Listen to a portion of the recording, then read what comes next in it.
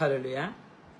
మన ప్రభు రక్షకుడైన యేసుక్రీస్తు వారి నామంలో దేవుని కృపా మందిరంలో ఉన్న బిడ్డలందరికీ కూడా నా హృదయపూర్వకమైన వందనాలు తెలియపరుస్తున్నానండి. ఇది నాన్న ఇలా మీ మధ్యకి వచ్చి ఇలాగా లైవ్ ద్వారా దేవుని యొక్క కొద్ది మాటలు మీతో పంచుకోవటానికి దేవుడు కృప చూపించి ఉన్నాడు. అటువంటి దేవాతి దేవునికి మనస్ఫూర్తిగా నా హృదయపూర్వకమైన వందనాలు తెలియపరుస్తున్నాను.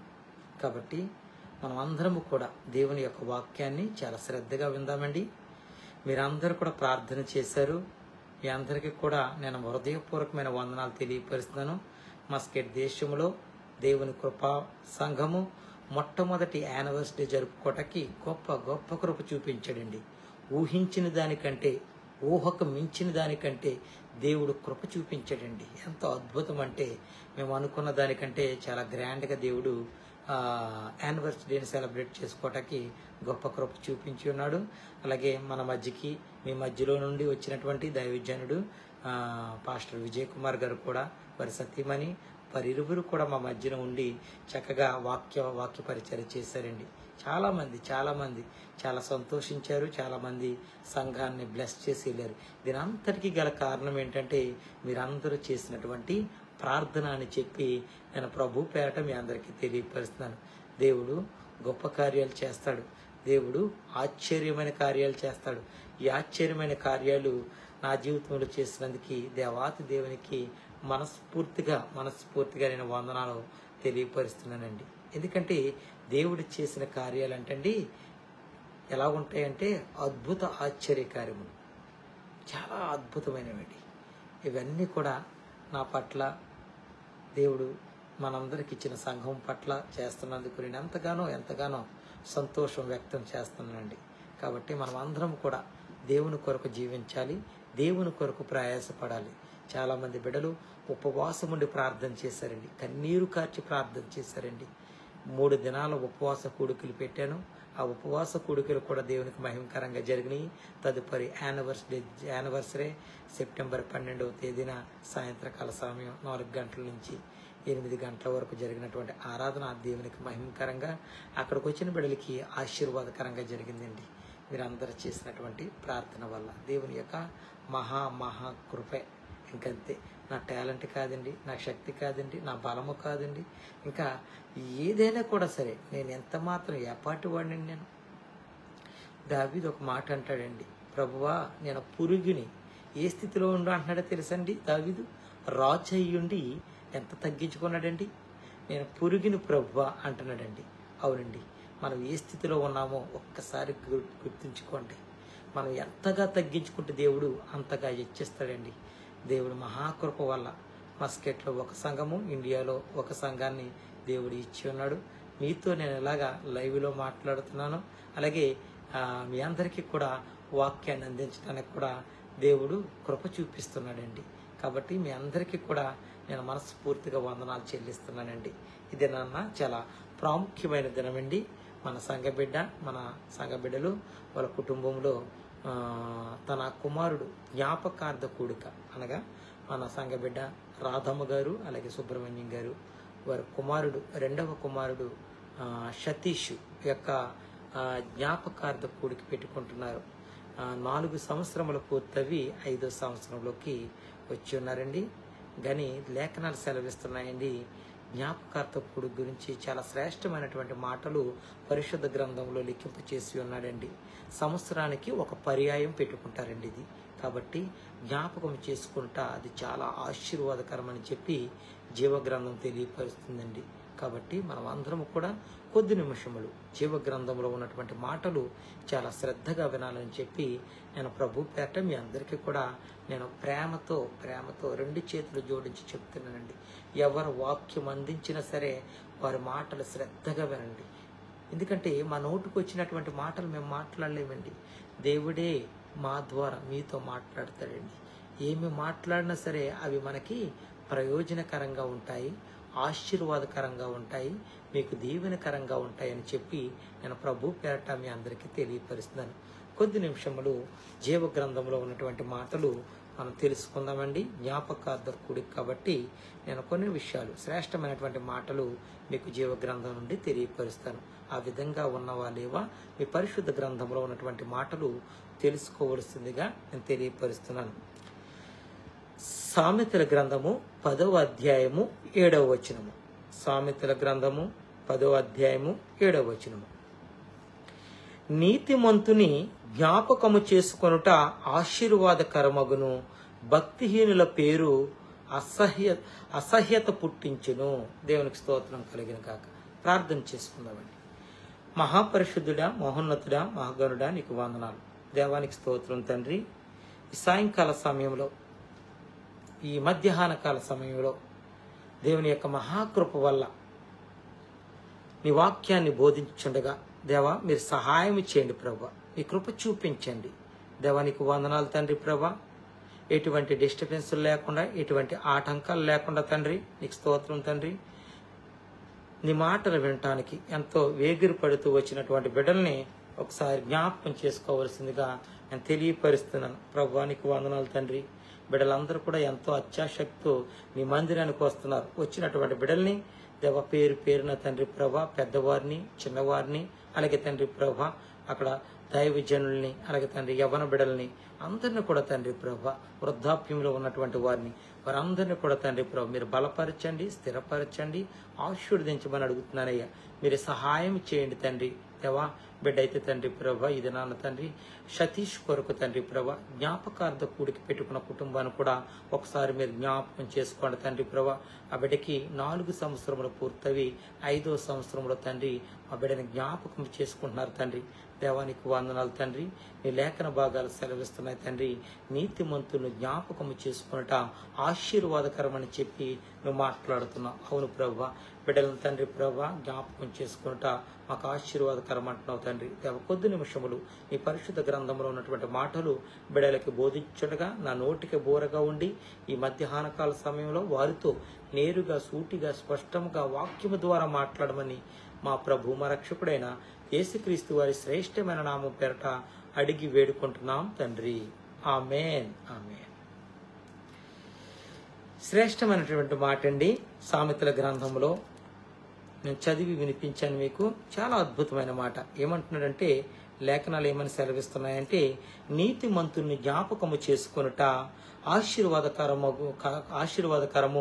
భక్తిహీనుల పేరు అసహ్యత పుట్టించును. అంటే నీతిమంతులు ఎవరండి? నీతిమంతులు ఎవరు? నీతిమంతులు ఎవరు? భక్తిహీనులు అని మనం చూసుకున్నట్లయితే దేవుని లేఖనాలు సెలవిస్తున్నాయండి. దేవుని యందు భయము భక్తి కలిగి ఆయన నామములో బాప్తిసం తీసుకుని నిద్రించిన వారందరూ కూడా నీతిమంతులే. ఎందుకంటే మనలో ప్రతి ఒక్కరిలో కూడా నీతి ఉండాలి, నిజాయితీ ఉండాలి, యథార్థత ఉండాలి. ఈ క్వాలిటీస్ అన్నీ ఉంటూ దేవుణ్ణి ఎలాగండి? భయముతోనూ భక్తితోనూ ఆయన ఆరాధించే బిడ్డలందరూ కూడా నీతిమంతులే. పరిశుద్ధ గ్రంథం సెలవిస్తుందండి. ఒకవేళ వారు నిద్రించినట్లయితే వారిని జ్ఞాపకము చేసుకోండి. మరి కూటమి పేరేంటో తెలుసండి? జ్ఞాపకార్థ కూడిక, జ్ఞాపకార్థ కూటము. ఎందుకంటారో తెలుసండి? వారిని జ్ఞాపకం చేసుకున్నట వారు చేసిన క్రియలు, వారు చేసిన మంచి పనులు, అలాగే ఆ బిడ్డలు ఎలాగైతే దేవునిలో ఉన్నారో, లేదంటే ఎలాగైతే పెద్దవారి పట్ల, వారి పని పట్ల, యజమానుల పట్ల, స్నేహితుల పట్ల ఏ విధంగా నడుచుకునేవారో వారందరినీ కూడా వారితో ఎటువంటి సంబంధం ఉన్నావో వాటన్నిటిని కూడా జ్ఞాపకం చేసుకుంటారు. అయ్యో ఆ కుమారుడు ఆ విధంగా ఉండివాడే, ఆ కుమారుడు అంత ప్రేమగా పలకరించేవాడే, ఆ కుమారుడు. నేను చెప్తున్నానండి చాలా శ్రేష్టమైనటువంటి మాట. తమ్ముడు సతీష్ గురించి నేను ఎంత చెప్పినా కూడా తక్కువే. అన్నయ్య అని ఎప్పుడు కూడా ఆప్యాయంగా పిలిచేవాడండి. తర్వాత నేను చాలా మందిని పిలవటం నేను చూశానండి. తన నోటంట వచ్చే మాట ఏంటంటే స్త్రీలు ఎవరు కనిపించినా సరే పెద్దవారిని అమ్మ అని పిలిచేవాడండి. అలాగే పురుషులు ఎవరైనా సరే పెద్దవారు కనిపించినప్పుడు నాన్న అని పిలిచేవాడండి. కానీ ఆ పిలుపులో చాలా ప్రేమ ఉండిద్దండి. అప్పటిని ఇప్పుడు జ్ఞాపకం చేసుకున్నామంటే అతను చేసినటువంటి, ఆయన పిలిచినటువంటి ఆ పిలుపుని మనం జ్ఞాపకం చేసుకుంటున్నామండి. అమ్మ, నాన్న అని చెప్పి ప్రేమగా పిలిచేవాడండి. ఈ రోజున ఈ జ్ఞాపకార్థ కూడికలో కూడా ఆ బిడ్డని జ్ఞాపకం చేసుకుంటున్నామండి. నిజంగా దేవుని మహాకృప వల్ల నేను కూడా ఎప్పుడైనా సరే రాజమండ్రి వెళ్ళినప్పుడు నిజంగా తమ్ముడు ఇలా వస్తున్నానంటే, అన్నయ్య నువ్వు రా అన్నయ్య అని చెప్పి ఎంతో ప్రేమగా నన్ను, నా ఫ్యామిలీని, నా భార్యని, నా బిడ్డల్ని అందరినీ కూడా, నా తల్లిదండ్రులను కూడా ఒకసారి ఎక్కడ గౌరీపట్నం ఎక్కడికి వెళ్ళినప్పుడు నిజంగా ఎంతగా ఆప్యాయంగా మమ్మల్ని ఆదరించి, అలాగే దగ్గరుండి బస్సు ఎక్కించి అన్నీ కూడా చేసినటువంటి బిడ్డండి. మళ్ళీ అన్నయ్య ఎలాగెళ్ళారు, ఏంటి, క్షేమంగా మా యోగక్షేమాలు తెలుసుకున్నటువంటి బిడ్డండి. ఈ రోజున మన మధ్యన లేడు. అయినప్పటికీ కూడా అది దేవుని చిత్తము. అయినప్పటికీ కూడా ఆ బిడ్డని మనం జ్ఞాపకం చేసుకుంటున్నాం. మనుషులు లేరండి, కానీ మనుషులు చేసినటువంటి క్రియలు ఇంకా బ్రతికి ఉన్నాయండి. దేవునికి స్తోత్రం కలిగిన గాక. ఎందుకంటే మనం బ్రతికుండగానే మంచి పనులు చేయాలండి, నీతి పనులు, యథార్థమైనటువంటి పనులు.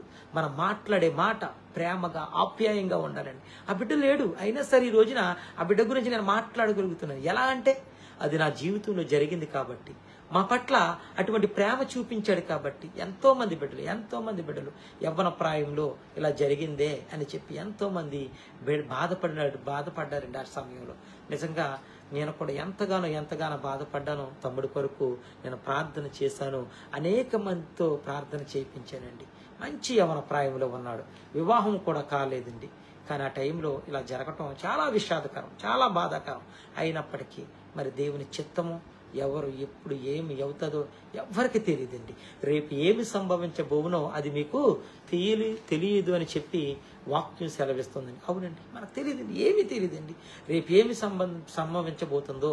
స్కూల్కి వెళ్తారు పిల్లలు, మళ్ళీ తిరిగి వచ్చే వరకు టెన్షన్. కాలేజీలకు వెళ్తున్నటువంటి ఆడబిడ్డలు మళ్ళీ తిరిగి వచ్చే వరకు కూడా తల్లిదండ్రులకి చాలా టెన్షన్ అండి. కాబట్టి చాలా జాగ్రత్తగా ఉండాలండి. కాబట్టి బిడ్డలు బాగుండాలి అన్నట్లయితే కనుక తల్లిదండ్రులుగా మనం చేయవలసింది ఏంటంటే ప్రార్థన.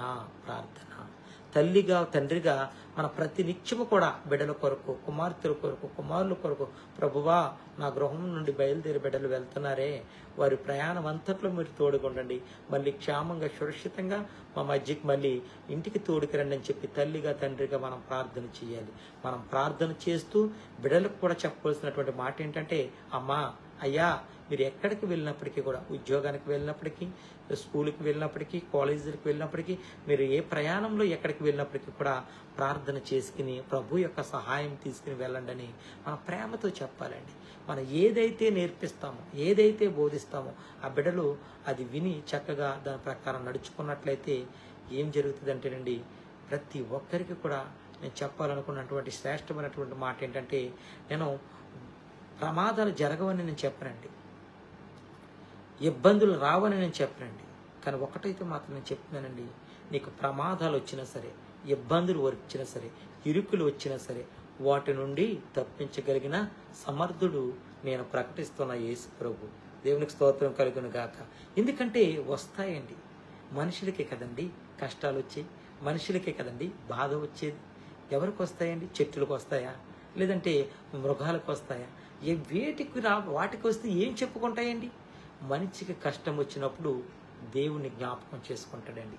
అదే గనక సంతోషంగా ఉన్నాడు అనుకోండి, అన్నీ కలిగి ఉన్నాయనుకోండి, దేవుణ్ణి ఎంత మాత్రం కూడా జ్ఞాపకం చేసుకోడండి, ఎంత మాత్రం జ్ఞాపకం చేసుకోడు. కాబట్టి అందుకనే దేవుడే చేసే పనులు ఎలా ఉంటాయో తెలుసండి. దేవుణ్ణి నమ్మినటువంటి బిడ్డలు, దేవుణ్ణి ఆరాధన చేస్తున్నటువంటి బిడ్డలు, ఆయన బలలో పాలు పొందుకుంటున్నటువంటి బిడ్డలు ఒకవేళ మార్గం తప్పిపోతే ఎందుకు దేవుడు ఎంత ప్రేమ చూపిస్తాడో తెలుసండి వాళ్ళ పట్ల. ఎంత ప్రేమ, దాని అర్థం ఏంటో తెలుసండి. తప్పిపోతున్నటువంటి బిడ్డల్ని మళ్ళీ తన మార్గంలో తెచ్చుకోవటానికి ఏం చేస్తాడో తెలుసండి, వారికి గాయము పెడతాడండి. గాయము పెట్టి ఆ నొప్పి వారు తెలుసుకుని మళ్ళీ దేవుని యొద్దకు వస్తారండి. గాయం పెట్టివాడిని నేనే, గాయం కట్టివాడిని నేనే. ఎందుకంటే నువ్వు తీసుకున్నటువంటి నిర్ణయాలు తప్పు, నువ్వు ఎంచుకున్నటువంటి మార్గము తప్పు అని వారికి చెప్పి మళ్ళీ సరైన మార్గంలో పెట్టుకుంటాడండి. ఒక్కసారి తప్పు చేసినప్పుడు దానికి ప్రాయశ్చిత్తం ఖచ్చితంగా చెల్లించాలండి. ఖచ్చితంగా, అయ్యా నా వల్ల తప్పు అయిపోయింది ప్రభువా, ఇక మీదట ఆ మార్గంలో నేను వెళ్ళను, ఆ విధంగా నేను నడుచుకోను అని చెప్పి ఎప్పుడైతే దేవుని దగ్గర ఒప్పుకుని విడిచిపెడతారో వారు అంటండి కనికరం పొందుకుంటారండి. మనమందరం కూడా బిడ్డలకు బోధించవలసిందిగా తల్లిదండ్రులకు. ఎందుకు పాడైపోతున్నారండి బిడ్డలు? కుమారులు కుమార్తెలు ఎంతో మంది అయ్యా నా కుమారుడి పరిస్థితి ఇలా ఉంది, నా కుమార్తె పరిస్థితి ఉంది, మమ్మల్ని ఎదిరిస్తున్నారు, మా యొద్ద నుండి వెళ్ళిపోతున్నారు, తల్లిదండ్రులు చెప్పి ప్రార్థించుకుంటున్నారండి. ఎందుకు ఇలా జరుగుతుంది? ఎందుకు జరుగుతుందో తెలుసండి? బిడ్డల్లో దేవుని యొక్క భయం లేదు, దేవుని యొక్క ప్రార్థన లేదు, దేవుని యొక్క మందిర అనుభవం ఉండటం లేదు. మందిరానికి రమ్మని తల్లిదండ్రులు పిలుస్తున్నారే కానీ మందిరానికి రావటం లేదు. ప్రార్థన చేసుకోమని చెప్తున్నారే, ప్రార్థన చేయటం లేదు. ఎవరో కాదండి, తల్లిగా తండ్రిగా మనం చేస్తున్నామా బిడ్డల కొరకు? ఒకసారి ఆలోచించండి. మనం తల్లిగా తండ్రిగా మనం ప్రార్థన చేసినట్లయితే ఖచ్చితంగా మన ప్రార్థనని దేవుడు ఆలకిస్తాడండి. ఒకరోజు చేరండి బిడ్డలు, 2 రోజులు చేరండి. రోజు మా మమ్మీ నన్ను ఇలా సతాయించేస్తుందని చెప్పి వారు ఖచ్చితంగా ఏదో ఒక రోజున దేవుడు వారిని పట్టుకుంటాడండి. వారే మోకరించి ప్రార్థన చేస్తారండి, వారే మందిరానికి వెళ్తారండి. మనం చేయవలసిందల్లా కూడా ఒక ప్రార్థన. నిజంగా మస్కెట్ దేశంలో సెప్టెంబర్ 12వ తేదీన అనగా శుక్రవారం దినాన యానివర్సరీ జరిగిందండి. అది నాకు నిజంగా అది ఎంతో అద్భుతంగా అంటే, ఇది నా వల్ల దేవుడు ఎంత గొప్ప కార్యం ఎలా జరిగించుకున్నాడని నేను ఆలోచన చేసినప్పుడు నాకు నిజంగా అద్భుతమైన మాటలండి, అద్భుతమైన పరిస్థితులు నాకు దేవుడు చూపించాడండి. దీని అంతటికీ గల కారణం ఏంటో తెలుసండి? నేను ఒక్కడిగా బయటకు వచ్చానండి. ఈ రోజున 220 మంది వరకు నిన్న ఆరాధనలో పొందుకున్నారండి. ప్రతి ఒక్కరి దగ్గరికి వెళ్ళి అయ్యా మందిరానికి రండి, మొట్టమొదటి యానివర్సరీ జరుపుతానని చెప్పి ప్రేమగా పలకరించి వాళ్ళందరినీ కూడా ఆప్యాయంగా నేను పిలిచినప్పుడు వాళ్ళందరూ కూడా వారే కాదండి, వారితో పాటు చాలా మంది బిడ్డలను కూడా వార్షికోత్సవానికి నడిపించి ఉన్నారండి. దీని అంతటికీ గల కారణం ఏంటో తెలుసండి? బిడ్డలందరూ కూడా ఉపవాసం ఉండి ప్రార్థన చేశారండి. ప్రార్థన కఠినమైన ఉపవాసం అండి, కన్నీరు కార్చి ప్రార్థన చేశారండి. దేవుడు ఎంత గొప్ప కార్యం చేశాడండి. ఎక్కడ 20 మందితో ప్రారంభించిన సంఘాన్ని నిన్నటి దినంలో 220 మంది వచ్చారండి. దేవునికి మహిమ కలిగిన కాక. అద్భుతాలు ఆశ్చర్యమైన కార్యాలు.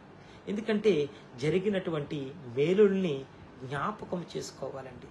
సాక్ష్యముల ద్వారా సాక్ష్యములు చెప్పి దేవుని నామాన్ని ఘనపరచాలి. ఆయన చేసిన ఉపకారములని మేలుల్ని వేటిని మరొకండి. ఆయనే చెప్తున్నాడండి కీర్తనకారుడు ద్వారా 103వ కీర్తన 2వ వచనంలో మాట్లాడుతున్నాడు. అయ్యా అమ్మా, నేను మీ పట్ల మేలులు చేస్తున్నాను కదా, కార్యములు చేస్తున్నాను కదా, మీరు కృతజ్ఞత కలిగి నా సన్నిధిలో నిలబడి సాక్ష్యం చెప్పండి. సాక్ష్యం చెప్పడం వల్ల ఏంటంటే ఇంకా చాలా మంది బిడ్డలు దేవుని తట్టుకు తిరుగుతూ ఉంటారండి. దయచేసి గమనించండి. చాలా మంది కూడా మేలులు పొందుకుంటారు కానీ సాక్ష్యం ఎవరు కూడా చెప్పరు. కానీ మనం అలా ఉండటానికి వీల్లేదు. మేలు పొందుకున్న మీరు నోరు తెరిచి సాక్ష్యం చెప్పాలి. అనుభవించింది మీరు, ఆశీర్వదించబడింది మీరు, దీవెనలు పొందుకున్నది మీరు, మీ పట్ల కార్యం చేశాడు కాబట్టి ఖచ్చితంగా నోరు తెరిచి సాక్ష్యం చెప్పాలి. ప్రభు మా పట్ల కార్యం చేశాడని చెప్పి గంభీరమైన సాక్ష్యం చెప్పి ప్రభు నామాన్ని ఘనపరచాలండి. అలా నోరు తెరిచి ఎవరైతే చెప్తారో వారిని బట్టి దేవుడు ఎంతో సంతోషిస్తాడండి. నా కుమారుడికి నేను ఈ కార్యం చేశాను కాబట్టి వారు నోరు తెరిచి సాక్ష్యం చెప్పి జనులందరి ముందు నా నామాన్ని ఘనపరుస్తున్నాడని ఎంతో సంతోషిస్తాడండి. అవునండి, మనం అందరం కూడా ఆ విధంగా ఉండాలండి. అవునండి, ఈ రోజున ఈ జ్ఞాపకార్థ కొడుకులో మీకు తెలియపరచాలనుకున్నటువంటి విషయం ఏంటంటే, మనం మంచి క్రియలు చేసినట్లయితే, మనం మంచి పనులు చేసినట్లయితే ఒకరి మరణము దేవుని దృష్టిలో చాలా శ్రేష్టం అంటండి, చాలా శ్రేష్టం. కానీ మరణించిన వారందరూ కూడా దేవుని యొద్దకు వెళ్ళాలన్నట్లయితే గనక, దేవుని చెంతకు చేరాలన్నట్లయితే గనక ఈ భూమి మీద మనం ఏం చేయాలో తెలుసని, మొట్టమొదటిగా మారు మనసు పొందుకుని ఆయన చిత్తానుసారంగా, ఆయన వాక్యానుసారంగా, ఆయన యందు భయభక్తులు కలిగి నడుచుకున్నట్లయితే వారందరిని బట్టి దేవుడు ఎంతో సంతోషిస్తాడండి. అలా ఉండాలని చెప్పి ప్రభు యొక్క లేఖనాలు మనకు తెలియపరుస్తున్నాయండి. ఈ సామెతల గ్రంథంలో ఉన్నటువంటి శ్రేష్టమైనటువంటి మాట ఏంటో తెలుసండి? ఏమని సెలవిస్తుందండి వాక్యం? నీతిమంతులను జ్ఞాపకము చేసుకున్నట ఆశీర్వాదమగును. అవునండి, నీతిమంతులు మనం జ్ఞాపకం చేసుకున్నట్లయితే అది ఆశీర్వాదకరమండి. ఇంకా చూసుకున్నట్లయితే అదే వచనంలో భక్తిహీనుల పేరు అసహ్యత పుట్టించును. అవును కదండి, నీతిమంతుని జ్ఞాపకం చేసుకున్నట ఆశీర్వాదకరము, భక్తిహీనులు పేరంటండి అసహ్యత పుట్టిస్తుంది. ఎవరండి భక్తిహీనులు? దేవుని యందు భయము భక్తి లేనటువంటి వారు, దేవుణ్ణి ఎగతాళి చేసేవారు, మందిరాన్ని ఎగతాళి చేసేవారు, లేదంటే సేవకుణ్ణి తోలనాడే విధంగా మాట్లాడేవారు. వీళ్ళందరూ ఎవరో తెలుసండి? భక్తిహీనులు. అంటే భయము లేనటువంటి వారు వీళ్ళు. ఎవ్వరికీ భయపడరండి వీళ్ళు. కానీ లేఖనాలు సెలవిస్తున్నాయండి, భక్తిహీనులు మరుగైపోతారంటండి, కనబడరంటండి. ఇక్కడ లేఖనాలు ఏమని సెలవిస్తున్నాయంటే, భక్తిహీనుల పేరు అసహ్యత పుట్టించును. వారంటే అసహ్యం పుడుతుందండి, దేవునికి అస్సలు ఇష్టం కాదండి. సామెతల గ్రంథంలో ఒక మాట ఉంటుందండి, అబద్ధమాడు పెదవులు నాకు హేయము. హేయము అనగా అసహ్యము. ఎంత మాత్రము కూడా దేవుని బిడ్డలుగా ఉంటున్న మనము, దేవుని నామంలో బాప్తిసం పొందుకున్నటువంటి మనము ఎలా ఉండాలో తెలుసండి? అబద్ధమాడకూడదు. అబద్ధమాడినట్లయితే, అబద్ధమాడు హృదయం నువ్వు ఉన్ని ఆ హృదయంతో నన్ను స్తుతించినట్లయితే, నన్ను ఆరాధన చేసినట్లయితే, నా నామములో మీరు ప్రార్థన చేసినట్లయితే నేను ఎంత మాత్రము కూడా స్వీకరించను. ఎందుకంటే మీ హృదయము నా ఎదుట సరైనదిగా లేదు. మనుషులు పైరూపాన్ని చూస్తారు, నేను నీ హృదయ అంతరంగమని, నేను చూచే దేవుడిని నేను అని చెప్పి ఆయన మాట్లాడుతున్నాడు. కాబట్టి మనం ఎవ్వరము కూడా ఆయన ఉగ్రతకు లోబడకూడదండి. ఆయన కోపోద్రేకమునకు మనం లోబడ్డామనుకోండి, పాడైపోతామండి, నాశనం అయిపోతాం. కాబట్టి మనం ఎవ్వరం కూడా ఆయన కోపానికి ఎంత మాత్రం కూడా పాత్రలు అవటానికి వీల్లేదు. మనం ఎలా ఉండాలంటే భక్తిహీనుల వలె ఉండటానికి వీల్లేదు, నీతిమంతులుగా ఉండాలి. ఆ నీతిమంతులుగా మనం ఉన్నట్లయితే బహుగా ఆశీర్వదించబడతామండి. నీతిమంతుల్ని జ్ఞాపకం చేసుకున్నట అది ఎంతో ఎంతో శ్రేయస్కరమని చెప్పి లేఖనాలు సెలవిస్తున్నాయండి. ఇంకా చూసుకున్నట్లయితే లేఖన భాగాల్లో లూకా రాసిన సువార్త 16వ అధ్యాయము 22 నుంచి 24వ వచనం వరకు 3 వచనాలు. లూకా రాసిన సువార్త 16వ అధ్యాయము 22, 23, 24 వచనాలు చదువుతాను. మీ పరిశుద్ధ గ్రంథంలో ఆ విధంగా ఉందో లేదో ఒకసారి శ్రద్ధగా చూడవలసిందిగా నేను ప్రభు పేరట మీకు తెలియపరుస్తున్నాను. ఆ దరిద్రుడు చనిపోయి దేవదూతల చేత అబ్రహాము రొమ్మున ఆనుకొనబడెను. ధనవంతుడు కూడా చనిపోయి పాతి పెట్టబడెను. అప్పుడు అతడు పాతాళములో బాధపడుచు కన్నులెత్తి దూరము నుండి అబ్రహామును అతని రొమ్మున ఆనుకొని ఉన్న లాజరును చూసారండి, లాజరును చూసి. ఇక్కడ ఎవరండి? దరిద్రుడు చనిపోయాడు, తర్వాత ఏంటంటే ధనవంతుడు కూడా చనిపోయాడండి. 24వ వచనంకి వచ్చినప్పటికీ, తండ్రి అయిన అబ్రహామా నా యందు కనికరపడి తన వేలి కొనను నీళ్లలో ముంచి నా నాలుకను చల్లార్చుటకు లాజరును పంపుము, నేను ఈ అగ్నిలో యాతన పడుచున్నానని కేకలు వేసి చెప్పాను. దేవునికి స్తోత్రం కలుగును కాక. ఇక్కడ ఇద్దరు విషయాలు చెప్తున్నాడండి. ఇద్దరు ఎవరంటే, ఒకరు దరిద్రుడు, 2 ధనవంతుడండి. దరిద్రుడు చనిపోయిన తర్వాత ఎక్కడికి వెళ్ళాడో తెలుసండి? 22వ వచనంలో ఆ దరిద్రుడు చనిపోయి దేవదూతల చేత అబ్రహాము రొమ్మున ఆనుకొనబడెను. చూసారండి, దరిద్రుడు చనిపోయాడు. ఇక్కడ చూసుకున్నట్లయితే దేవుని యొద్దకు వెళ్ళాడండి. అలాగే చూసుకున్నట్లయితే ధనవంతుడు మరణించాడండి. ధనవంతుడు మరణించి ఎక్కడున్నాడో తెలుసండి? ఆయన పాతాళములో ఉన్నాడండి. నేను ఈ అగ్ని జ్వాలల యాతన పడుచున్నాను, కేకలు వేచు చెప్పాను. చూస్తారండి, ఎందుకంటే దరిద్రుడు దేవునికి ఇష్టంగా ఉన్నాడండి, ధనవంతుడు దేవునికి విరుద్ధంగా ఉన్నాడండి. తన చేసే క్రియల వల్ల, తన మాట్లాడే మాటల వల్ల, తను కష్టపెట్టిన ఎంతో మంది జనులను కష్టపెట్టి ఉన్నాడు. కాబట్టి వారు ఏమైపోయాడో తెలుసండి? పాతాళము. చాలా స్పష్టంగా ఉందండి. పాతాళములో బాధపడుచు, అవునండి, బాధపడుచు కన్నులెత్తి దూరము నుండి అబ్రహామును తన రొమ్మున ఆనుకొని ఉన్న లాజరును చూసారండి, అబ్రహామును చూసారంటండి కన్నులెత్తి దూరము నుండి. ఏంటండి, ఎక్కడ ఆనుకొని ఉన్నాడండి? అబ్రహాము రొమ్మున ఆనుకొని ఉన్నాడు. ఎవరండి? దరిద్రుడు. మరి ధనవంతుడు ఎక్కడున్నాడో తెలుసండి? 24వ వచనంలోకి వచ్చినప్పటికీ ఆయన మాట్లాడుతున్న మాట, నేను ఈ అగ్ని జ్వాలల్లో యాతన పడుచున్నానని కేకలు వేసి చెప్పాను. అవునండి, మనం అందరము కూడా ఎలా ఉండాలంటే దేవుని యొక్క కుడి పార్శ్వంలో మనం కూర్చునేవారిగా ఉండాలి. ఆయన యొద్దకు చేరుకునేవారిగా ఉండాలి. అక్కడ ధనవంతుడు చేరుకున్నాడా, దరిద్రుడు చేరుకున్నాడా మనం చూసుకున్నట్లయితే, అంటే దరిద్రుడు ఏమీ లేనటువంటి వాడు దేవుని పైన ఆనుకుని ఉన్నాడు. అన్నీ ఉన్నటువంటి వాడు దేవుని తృణీకరించి తన బలం మీద ఆధారపడి ఉన్నాడు, తన దగ్గర ఉన్న డబ్బు మీద ఆధారపడి ఉన్నాడు, తనకున్న జ్ఞానం మీద ఆధారపడి ఉన్నాడు. మరి అలా ఉన్నటువంటి వారు ఏమి చేయబడ్డారంటే విడవబడ్డారండి.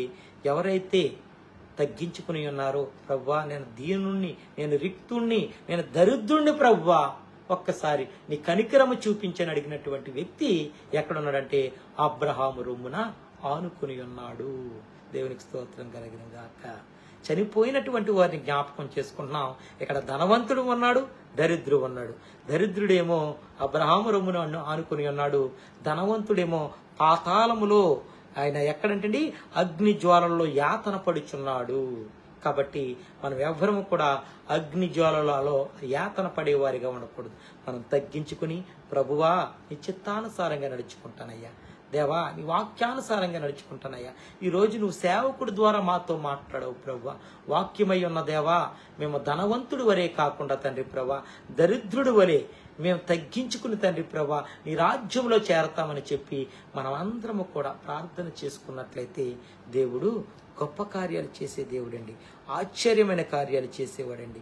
ఆయన ఇంకా చూసుకున్నట్లయితే మాట్లాడుతున్నటువంటి మాట, శ్రేష్టమైనటువంటి మాట ఏంటంటే సామెతల గ్రంథము 14వ అధ్యాయము 32వ వచనంలో ఒక మాట ఉంటుందండి. సామెతల గ్రంథము 14వ అధ్యాయము 32వ వచనంలో చూసుకున్నట్లయితే, అపాయము రాగా భక్తిహీనుడు నశించును, మరణకాలమందు నీతిమంతులకు ఆశ్రయము కలుగును. దేవునికి స్తోత్రం కలుగును కాక. ఎంత శ్రేష్టమైన మాట అండి. ఎవరండి అపాయం వచ్చినప్పుడు రక్షించబడుతున్నారు? ఎవరండి నాశనం అయిపోతున్నారు? సామెతల గ్రంథంలో అపాయము రాగా భక్తిహీనుడు నశించును, మరణకాలమందు. అపాయం వచ్చినప్పుడు భక్తిహీనుడు ఏమైపోయారు? నాశనం అయిపోయారు. చెప్పాను కదండి, దేవుణ్ణి విడిచిపెట్టినటువంటి వారు, దేవునికి దూరంగా ఉన్నటువంటి వారు ఏమైపోతారో తెలుసండి? నశించును, వాళ్ళు పాడైపోయిను, వారు కూలిపోయిను అని పరిశుద్ధ గ్రంథం సెలవిస్తుందండి. కానీ మరణకాలమందు అంటే మరణం సంభవించినప్పుడు వారంటండి ఎవరు? నీతిమంతులకి ఆశ్రయము కలదు. చూసారండి, నీతిమంతులకి అంటండి ఆశ్రయం కలదు. అవునండి, మనం అందరం కూడా నీతిమంతులుగా ఉన్నట్లయితే గనక మనకి ఆశ్రయము కలదు. ఆశ్రయం ఇచ్చే దేవుడండి మన ప్రభు అయిన యేసుక్రీస్తు వారండి. ఇంకా శ్రేష్టమైనటువంటి మాట మాట్లాడుతున్నాడండి. ప్రసంగి గ్రంథంలో 8వ అధ్యాయము 8వ వచనంలో కూడా ఒక శ్రేష్టమైనటువంటి మాట ఉందండి. ప్రసంగి గ్రంథము 8వ అధ్యాయం 8వ వచనం, గాలి విసరకుండా చేయుటకు గాలి మీద ఎవరికి అధికారము లేదు, మరణ దినమున ఎవనికి వశము కాదు. దేవునికి స్తోత్రం. అవును కదండి, గాలి విసరకుండా చేయుటకు గాలికి అధికారము లేదండి. కానీ మరణ దినమున ఎవరికి వశము కాదు. ఎవరు కదండి, మన మరణ దినము ఎవరికైనా తెలుసండి? ఎవరి వశం కాదండి. ఆ తర్వాత వచ్చిన మాట్లాడుతున్నాడు, ఈ యుద్ధమందు విడుదల దొరకక దౌష్యమును దాచి అనుసరించి వారిని తప్పించదును. తప్పింపదండి. చాలా జాగ్రత్త, చాలా జాగ్రత్త. మరణ దినము ఎవరికి కూడా వశము కాదండి. చాలా జాగ్రత్తగా ఉండాలి, చాలా జాగ్రత్తగా ఉండాలి. కాబట్టి మనం అందరము కూడా దేవుని వాక్యం వింటున్న నా ప్రియ సహోదరి సహోదరులారా, వాక్యానుసారంగా నడుచుకోవాలని చెప్పి నేను ప్రభు పేట మీ అందరికీ తెలియపరుస్తున్నానండి. చాలా శ్రేష్టమైనటువంటి మాటలు ప్రసంగి గ్రంథంలో కూడా ఉంటాయండి. 7వ అధ్యాయం 1-2 వచనాల్లో శ్రేష్టమైనటువంటి మాటలు ఉంటాయండి. అలాగే 2వ రాజుల గ్రంథము, మొదటి రాజుల గ్రంథము 2వ అధ్యాయం 1వ వచనంలో కూడా ఒక శ్రేష్టమైనటువంటి మాట ఉంటుందండి. దావీదునకు మరణకాలమందును సమీపించినప్పుడు అతడు ఏం చేశాడో చాలా శ్రేష్టమైనటువంటి మాటలు ఉంటాయండి. అలాగే మరణకాలమందు నీతిమంతునికి శ్రమ కలగదు.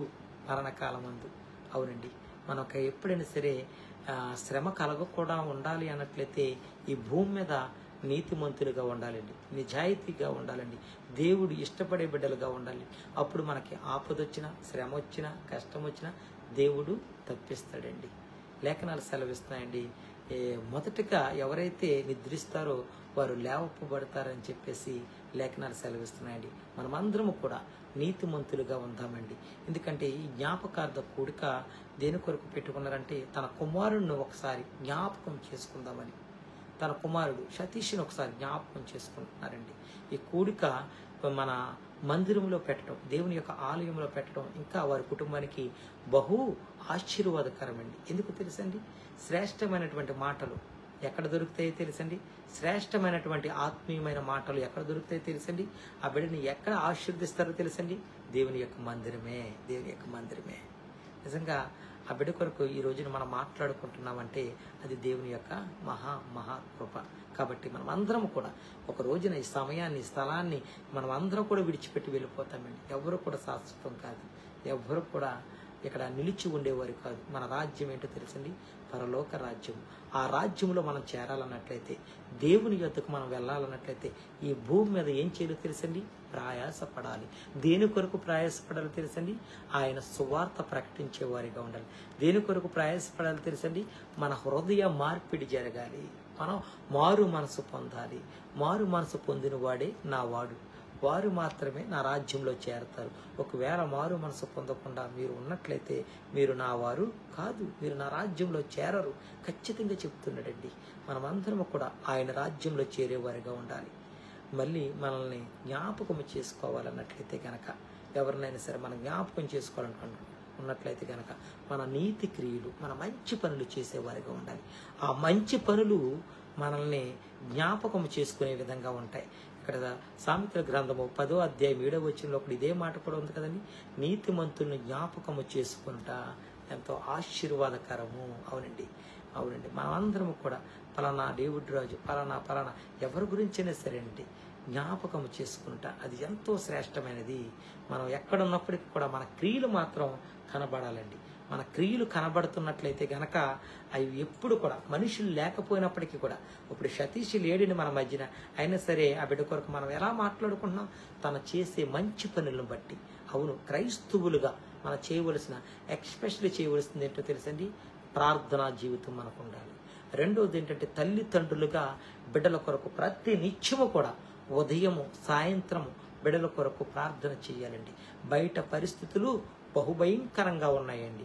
ఎప్పుడు ఎవరు ఏమవుతారో కూడా తెలియనటువంటి పరిస్థితుల్లో మనం జీవిస్తున్నాం. కాబట్టి మనం ప్రార్థన చేసి బిడ్డలను బయటికి పంపించినట్లయితే, ప్రార్థన అంటండి బిడ్డల చుట్టూ ప్రాకారం వలె వారి కాపుదల ఉంటుందంటండి.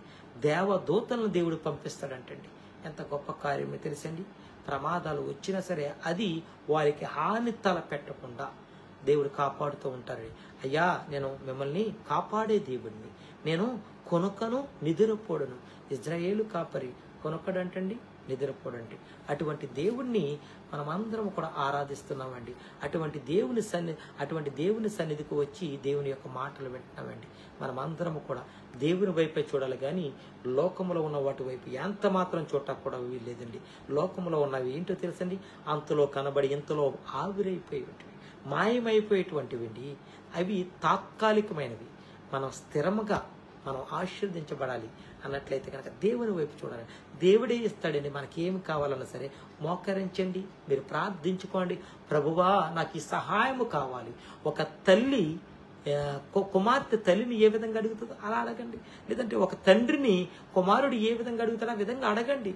మీరు అడగండి అయ్యా, నేను ఇస్తాను. మీకు ఏ కొదవ ఉందో, మీకు ఏ అక్కరత ఉందో, మీకు ఏ సమస్య ఉందో, చెప్పుకోలేనటువంటి సమస్యలైనా సరే నాకు చెప్పుకోండి.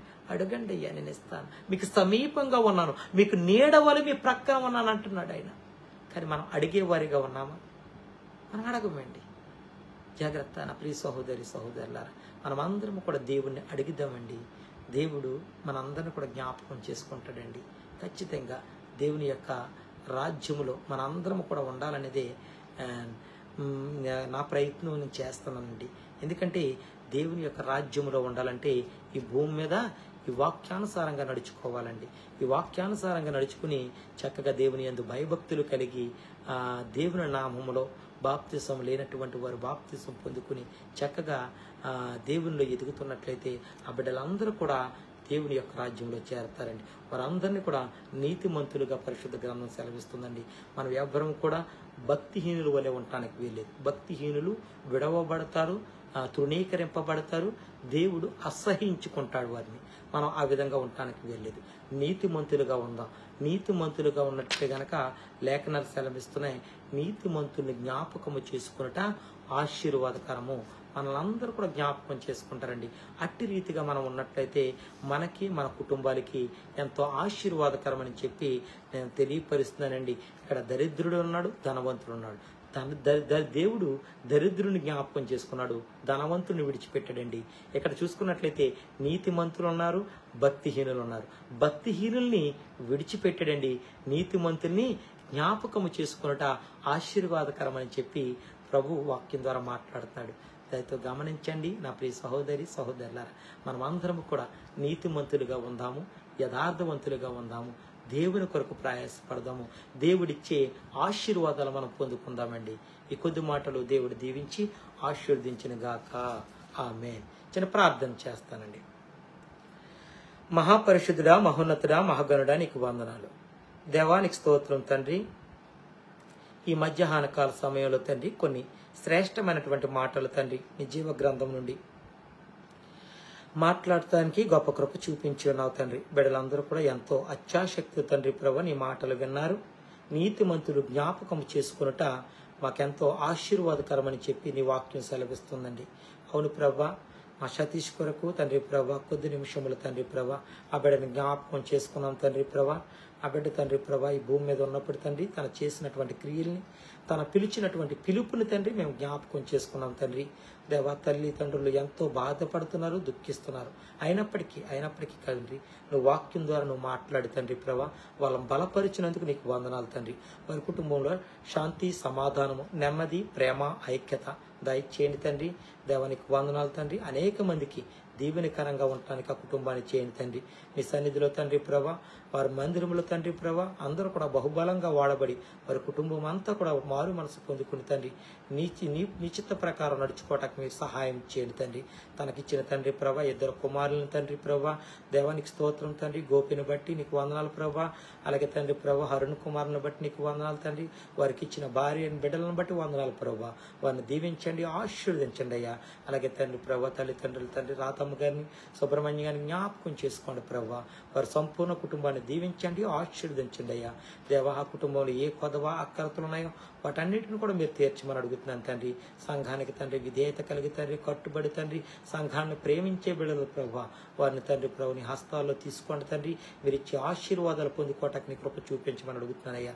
దేవా నీకు వందనాలు తండ్రి. ఈ దినాన తండ్రి ఎంతమంది అయితే తండ్రి ప్రభు ఈ లైవ్ లో ఈ వాక్యాన్ని వీక్షిస్తున్నారో దేవానికి స్తోత్రం తండ్రి. దేవుని మందిరంలో కూర్చుని తండ్రి ప్రభా ఈ వాక్యాన్ని వింటున్నారో తండ్రి ప్రభా ఈ ప్రార్థనలో ఏకీవిస్తున్నారో వారందరినీ కూడా తండ్రి పేరు పేరున తండ్రి పెద్దవారిని, చిన్నవారిని, దేవా వృద్ధుల్ని తండ్రి, చిన్న బిడ్డలను తండ్రి ప్రభా వారందరినీ కూడా తండ్రి ప్రత్యేక రీతిలో వారిని దర్శించండి.